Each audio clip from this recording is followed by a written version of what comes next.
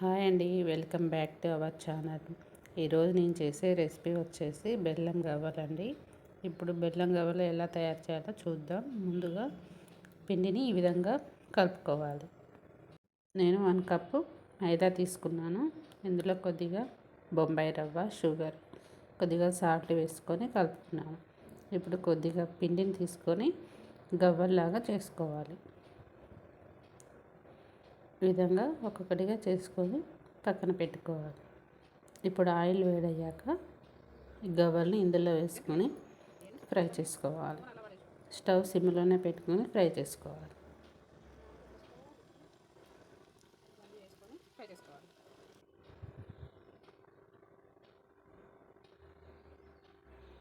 మధ్యలో మధ్యలో ఇలా కలుపుతూ ఫ్రై చేసుకోవాలి. ఈ విధంగా లైట్ బ్రౌన్ కలర్ వచ్చేంత వరకు వేయించుకోవాలి. ఈ విధంగా అన్నీ ఒక్కొక్కటిగా చేసుకొని పక్కన పెట్టుకోవాలి. మిగతావి కూడా చేసుకోవాలి. ఇప్పుడు పాకం కోసం 1 కప్పు బెల్లం తీసుకున్నాను. వాటర్ వేసుకొని కరిగించుకోవాలి.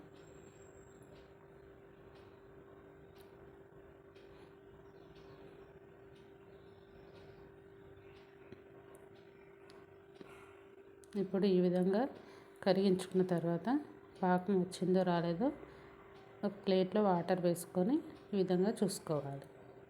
పాకం ఈ విధంగా వచ్చాక ఇప్పుడు మనం గవ్వల్ని ఇందులో వేసుకొని కలుపుకోవాలి. అంతేనండి, ఎంతో టేస్టీగా ఉండే బెల్లం గవ్వలు రెడీ. ఈ రెసిపీ మీకు నచ్చినట్టయితే లైక్, సబ్స్క్రైబ్ చేసుకోండి. అదేవిధంగా మీరు కూడా చేసి ఎలా ఉందో కామెంట్లో చెప్పండి.